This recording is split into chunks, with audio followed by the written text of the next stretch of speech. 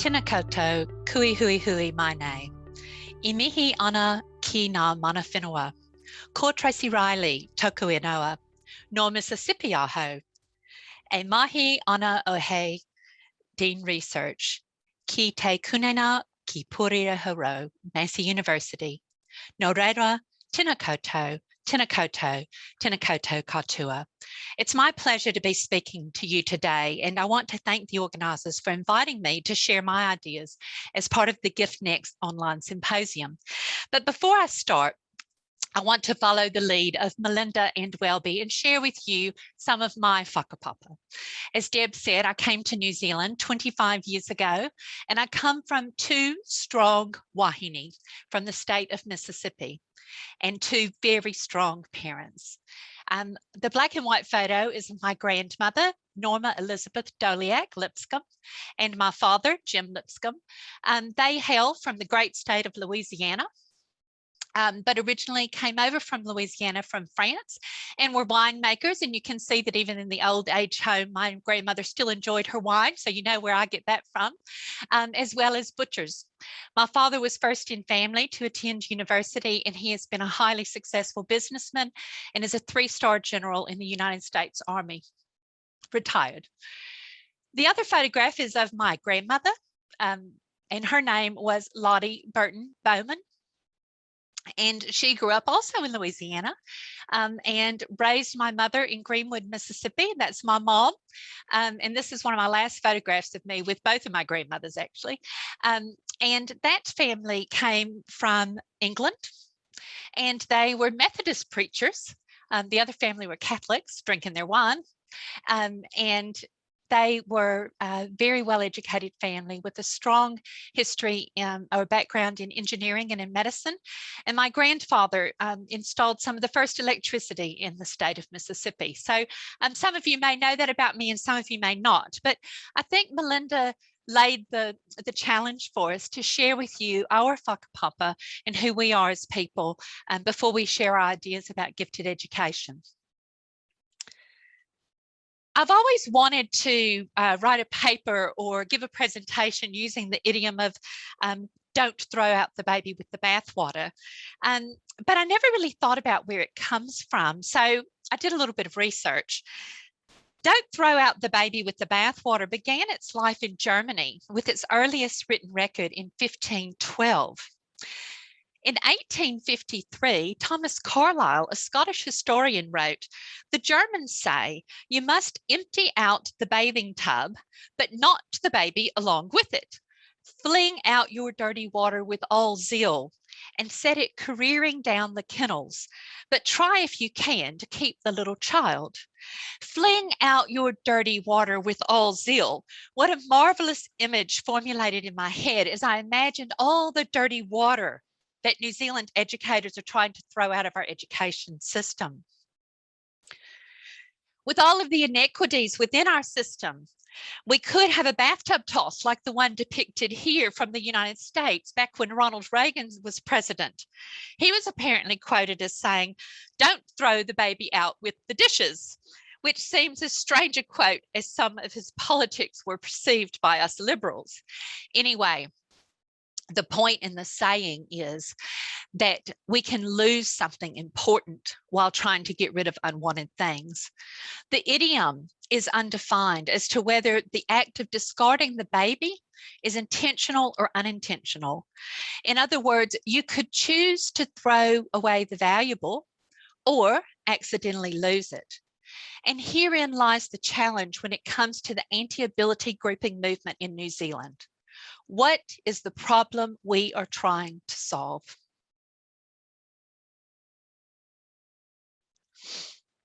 A look at headline education news shines a light on the root of the problem: poor outcomes for some learners. But let's dig a bit deeper and try to imagine the causes of poor outcomes for learners. Some evidence points to some forms of ability grouping, namely an antiquated colonial practice called streaming, as leading to poor outcomes for some learners. But there is also evidence that shows that some forms of ability grouping can create positive outcomes for some learners.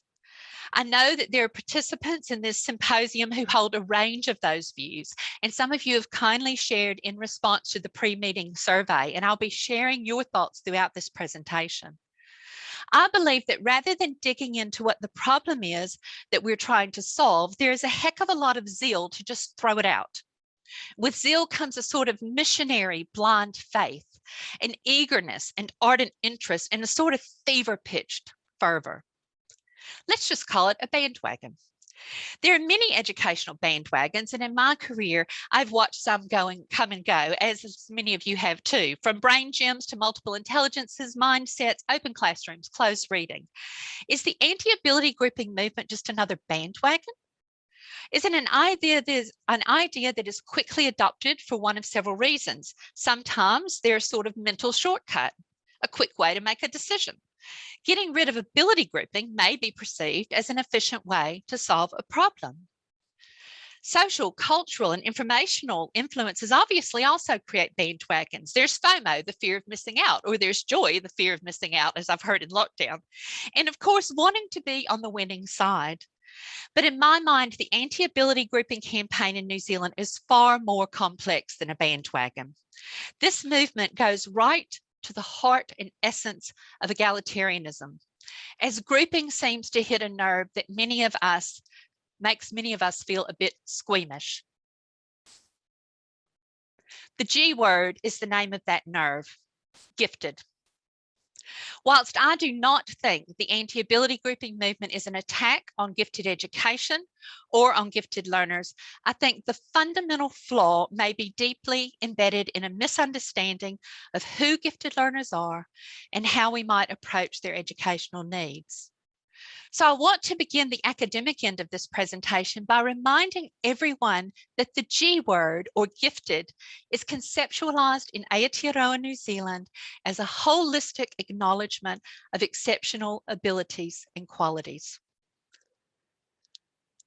New Zealand's vision for gifted and talented learners is that they are recognized, valued, and empowered to develop their exceptional abilities and qualities through equitable access to differentiated and culturally responsive provisions.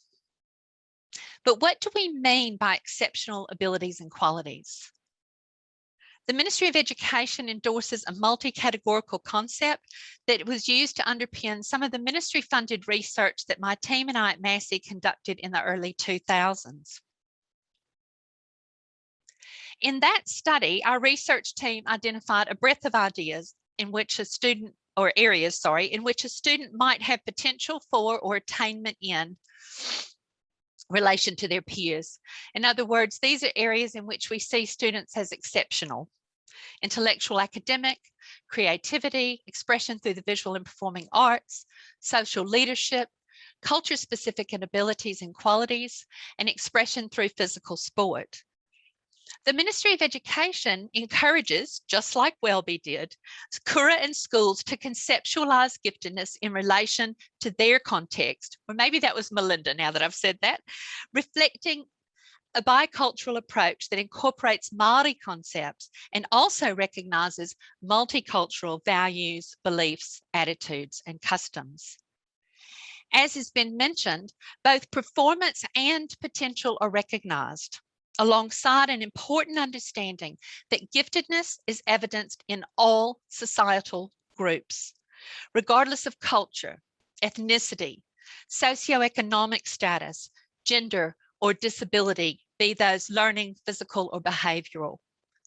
We know that giftedness is often gauged against peers of the same age, culture, or circumstances, that gifts may emerge over time or based on experiences, and that learners may be gifted in one or more areas. Importantly, the Ministry of Education reminds us that part of conceptualising giftedness is the provision of differentiated educational opportunities for gifted learners, and that includes their social and emotional support and well-being. This New Zealand way of conceptualising giftedness that has been supported by our Ministry of Education for over 20 years is one which we should be very proud to acknowledge, and we should celebrate it for its inclusivity and for its breadth. If we are reluctant to say the G word, quite frankly, it's possibly because we don't understand what gifted is. Once we establish an understanding of giftedness, many opportunities arise for thinking about how we identify and address their strengths, abilities, and qualities for further development. Creating responsive learning environments rich in opportunities for recognition by teachers, peers, parents and whānau, and the learners themselves is the critical mediating link between how we define and provide for gifted learners. Giftedness cannot and is not identified by a singular person using a singular instrument, assessment, achievement, or observation. Rather, it must be a multi-method approach. Like concepts of giftedness, if we conceive identification of potential or performance with a singular, narrow approach, we show deep misunderstandings. Once we open the possibilities for giftedness, we need a continuum of differentiated approaches to meet those needs. All of these approaches need to be differentiated in what we teach, how we teach, and the outcomes of learning. That is the content, the processes, and the products. They need to be both enriched in breadth and accelerated in pace, and need to extend from all classrooms and all learning environments within the school or kura into the wider community. This continuum of approaches that you see on the screen is inclusive, not exclusive, in that it addresses gifted learners' differences with a range of flexible possibilities. It recognizes the need for gifted learners to be with like-minded peers, engaging in differentiated curriculum taught by specialist teachers. And importantly, it also recognizes that all teachers are teachers of the gifted, because gifted learners are in all of our classrooms in Aotearoa. The continuum of approaches, which has been advocated and supported for gifted children by the Ministry of Education for over 20 years, necessitates ability grouping flexibly. In 2014, with colleagues from across New Zealand and in collaboration with the New Zealand Centre for Gifted Education, I commenced a program of research investigating the concept of like minds. The research, which grew and developed over several years, probed perceptions of like-mindedness, starting with the voices of gifted learners.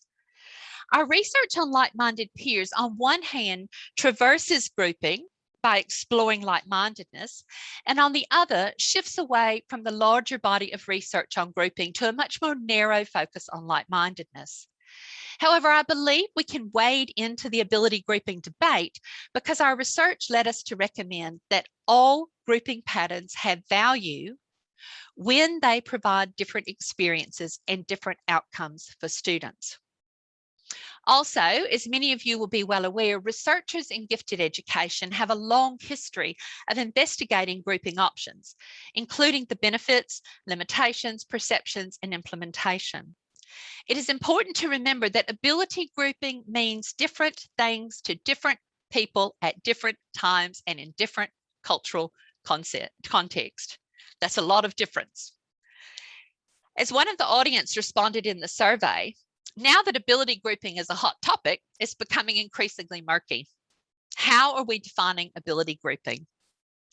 I would like us to consider the definition proposed in a recent set of meta-analyses conducted in the United States by Stenberg Hu, Michael, and Olszewski Kabulius, it's very hard to write and say, who analysed over 100 years of ability grouping research. They propose that ability grouping is an instructional practice with 3 key features, and the features are here on the slide. It involves placing students in different classrooms or small groups based on their initial achievement skill levels, readiness, or abilities. The main purpose of the placement is to create more homogeneous learning environments so the teachers can provide instruction better matched to students' needs or in response to their needs, and so that students can benefit from interactions with comparable academic peers, or who we would refer to as like-minded peers. Importantly, such placements are not permanent, school administrative arrangements that lead to restrictions on students' education, destination, or career paths. This explanation of ability grouping is important in the current debate in New Zealand because it distinguishes ability grouping for teaching versus ability grouping for administrative or management purposes. Furthermore, these researchers identified 4 forms of ability grouping: between class grouping, within class grouping, cross-grade subject grouping, and special grouping for the gifted. I shared this research definition of ability grouping as just one example to show the complexities and, very importantly, to highlight the need for clarity in how we define ability grouping in practice and research so that we can then interpret and apply what we learn in our own context. Steinberg and Hu and her colleagues reported the outcomes of 13 ability grouping meta-analyses, collectively showing that students benefited, at least to a small degree, from within class grouping, cross-grade subject grouping, and special grouping for the gifted, whereas the benefits were negligible from between class grouping. Between class grouping is where students are placed in low, average, and high ability groups, whereas the other methods of grouping can and should be used more flexibly, and I'll discuss that later in this presentation. These researchers concluded that the ability grouping debate needs to evolve beyond whether such interventions can ever work, because there is not an absence of evidence, nor is there evidence of absence of benefit. The preponderance of existing evidence accumulated over the past century suggests that most forms of ability grouping can greatly improve students' academic achievement, and specifically that is related to our gifted and talented learners. However, I also acknowledge that academic achievement is but one singular measure of success in school, as Welby very clearly pointed out to us. It is important to remember that the measures of success for learners may be gauged in part by their presence and participation in our schools. This is why the Learning Support Action Plan creates a vision for an inclusive education system where every child feels a sense of belonging, is present, makes progress, where their well-being is safeguarded and promoted, where learning is a lifelong journey, and where children and young people with learning support needs get the right support at the right time. As I have already outlined, we know gifted learners are present in our schools and that placement in regular mixed ability classrooms is preferred.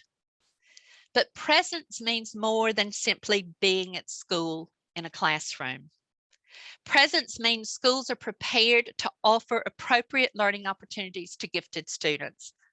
But what are these? Gifted students should be given opportunities for developing self-understanding in an inclusive learning environment alongside their like-minded peers.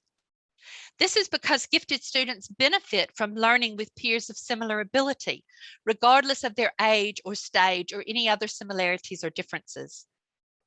Each provision within the continuum should be used generously, not a one-size-fits-all solution, and flexibly, not one solution all the time, so as to afford gifted students opportunities for participation in school, fostering like-minded peer relationships.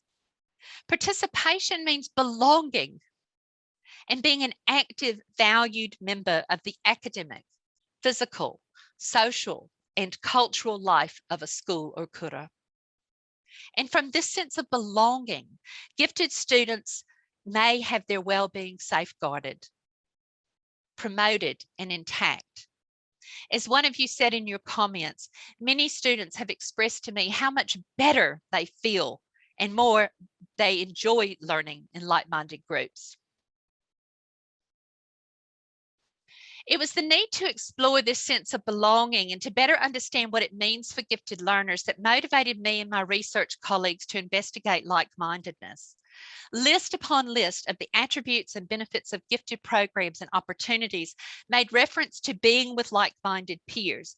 But we wondered, what does that actually mean? How did that benefit gifted learners? Who did they perceive to be like-minded? Our research helped us understand that like-minded peers are sought by gifted learners through different connections and different relationships based on common interest, preferences, and values. These relationships may evolve online, face-to-face, or it may be a blend of both through their school experiences, extracurricular activities, community-based programs, or cultural opportunities. While peers are often thought of as those who are of a similar age or year level within school, gifted like-minded peers cut across those ages and lockstep stages of schooling. Many of the students in our research referred to their teachers as their peers. They weren't limited just within school, but also adult-child relationships outside of school. Our research revealed that many whānau or familial connections of like-mindedness in terms of exceptional abilities and qualities exist. Thus, it is quite common for gifted children to have different peer groups for different purposes and find their like-minded peers amongst those. This fluidity of like-mindedness expressed amongst the gifted led to one of the early outputs of our research, an article that was published in the New Zealand Council of Educational Research journal, SET. The article called for the use of flexible grouping as a way to connect like-minded peers. Flexible grouping is not a new idea.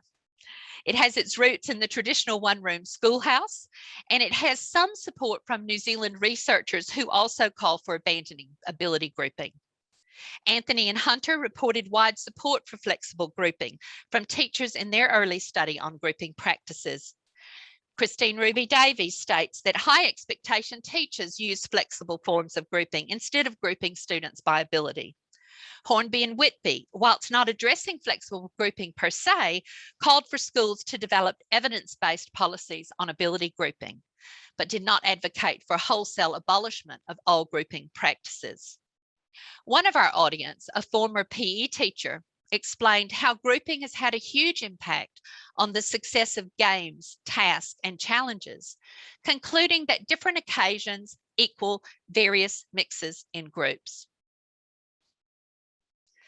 I have been calling for flexibly grouping learners in different combinations for different purposes within, between, and across classrooms and settings for well over a decade, as a way to measure differentiation, to ensure differentiation for gifted learners within inclusive classrooms. Students may be formally or informally placed in ability groups, cooperative learning groups, interest groups, mentoring one-on-one or group mentoring, student-led groups, teacher-led groups, student dyads, individual learning arrangements and outcome and learning circles in response to their learning needs, their preferences, and the outcomes that we are seeking for them. Groups may be teacher selected, student selected, ad hoc, or just random, depending upon the planned learning experiences and activities, alongside real or perceived student readiness, interest, and skills. As an audience member explained in your comments, a balanced approach is a good way to go. Knowing your students and grouping according to their need can accelerate learning. These groups need to be organic, so nobody is labeled. Inquiry and reciprocal teaching allow for equitable outcomes. Groups, therefore, may be heterogeneous or they may be homogeneous. But as the students in our study have shown, gifted learners tend to prefer homogeneous groups of like minds and abilities rather than age or school year when it comes to grouping for learning. In inclusive classrooms, I believe students can and should be grouped for different purposes based on their strengths, interests, needs, and learning preferences. Students' preferences should be part of the decision-making around grouping. No student is in the same group all of the time because flexible grouping is about learning, grouping for learning. Within class, flexible grouping works well if the teacher is able to accommodate, recognize, and respond to the various learning differences within the class, including those typical of the gifted. As one of the attendees explained, the impact of ability grouping is dependent on staff experience and knowledge of differentiation when using mixed ability groups. Gifted require a mix of ability and mixed ability groups. Flexible grouping can be used in any setting, and there are a wide range of in-class and across-school evidence-based grouping practices that can be considered.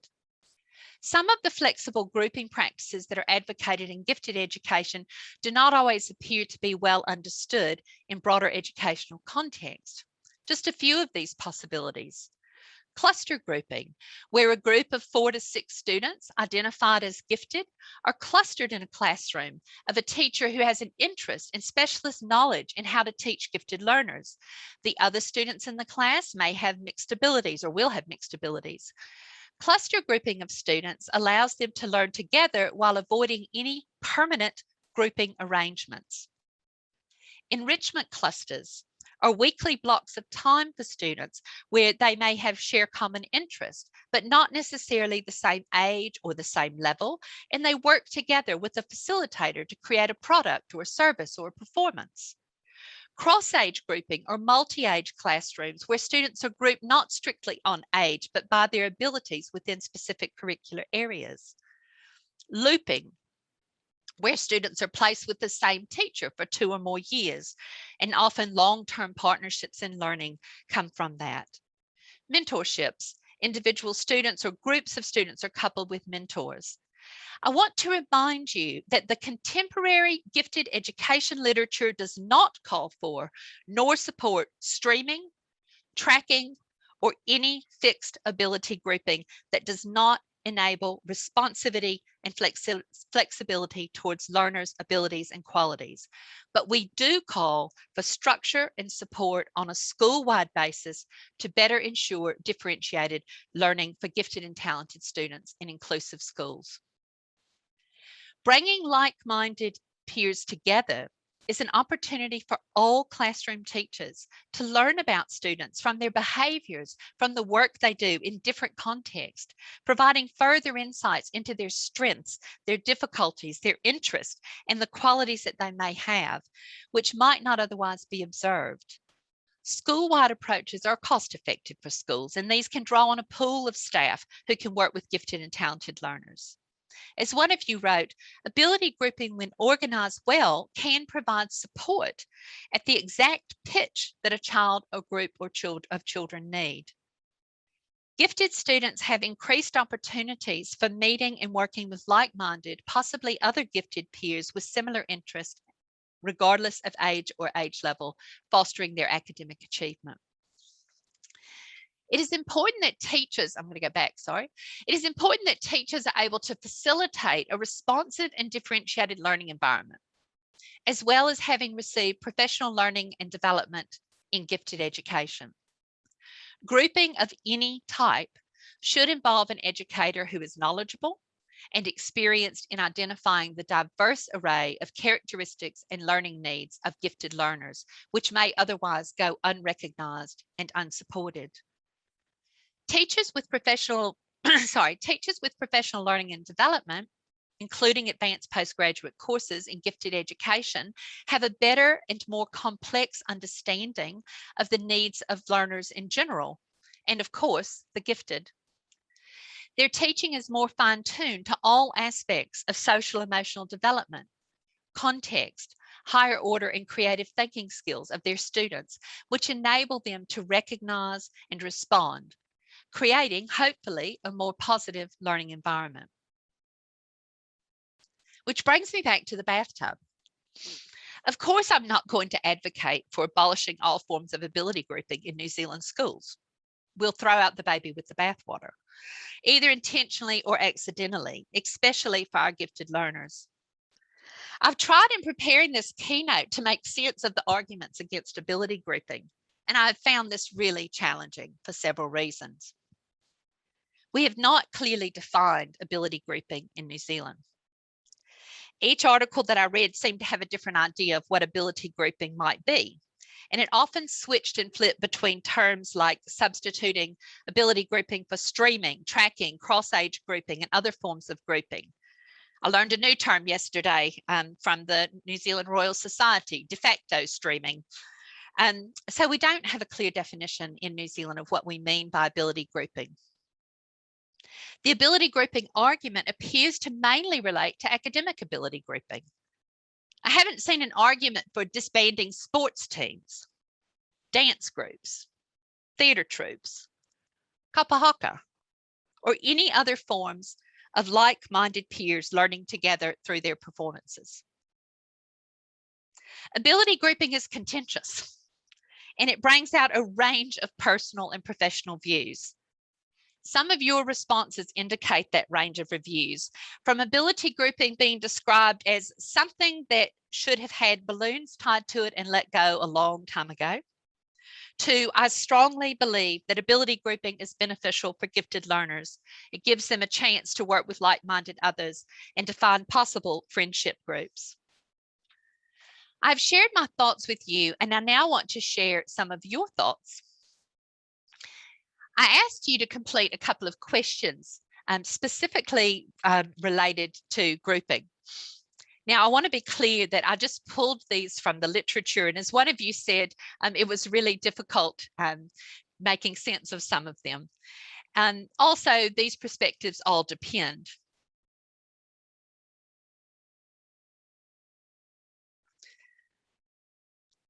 Ability grouping signals to learners that some learners are better than others. Many of you agree with that statement. All learners are different. They have different strengths and abilities and qualities, and they have a right to have those recognized and developed. Being different, and especially being gifted, does not make some learners better than others. Grouping by ability ensures continuous progress for gifted learners. Continuous progress in learning is not an outcome of grouping. Rather, it is an outcome from differentiated, enriched, and accelerated learning across a continuum of approaches in response to students' strengths, interests, and abilities. Some gifted students, quite frankly, will be well beyond the group. Ability grouping is a culturally discriminatory practice. Grouping that is fixed ability grouping absolutely discriminates. Grouping that is based on low teacher expectations discriminates. Grouping that defines ability narrowly and fails to identify qualities of learners discriminates. In other words, ability grouping that is not implemented well, but is implemented badly, is indeed a culturally discriminate practice. Ability grouping restricts learning opportunities for some students. Ceilings on learning, low expectations, misunderstanding learners, ill-prepared teachers, poorly implemented curricula, and badly designed assessment restrict learning, regardless of whether learners are grouped or not grouped. Gifted learners are neglected or held back in mixed ability groups. Gifted learners are neglected by teachers who do not identify their strengths, abilities, and qualities, and fail to differentiate in response to those differences. What holds gifted learners back is not mixed ability groups. Rather, it is how teachers identify and develop their gifts within those groups. Mixed ability grouping,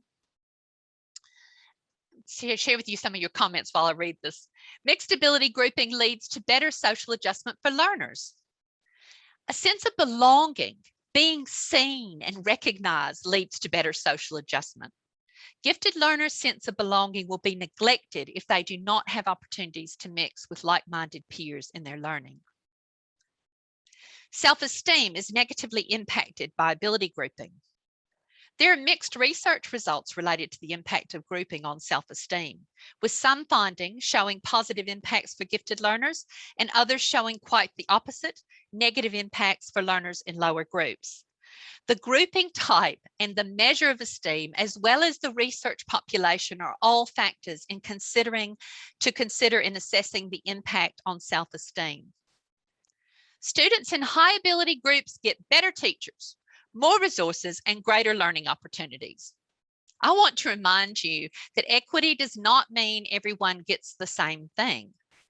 Every child in New Zealand has the right to an education that challenges them in their classrooms and learning centres that are well resourced with excellent teachers so that they are able to achieve. Gifted learners, it can be argued, are possibly the least challenged learners in our schooling system. They are seeking a depth of knowledge, complexity of ideas, quick pace, and high degree of difficulty. Gifted education in this country is under-resourced in terms of funding allocation, and most teachers do not learn about gifted learners in any depth within their teacher education curriculum or ongoing professional learning and development. I would argue that grouping gifted learners privileges them in name only because of the lack of targeted resources, teacher education, and professional development in gifted education in Aotearoa.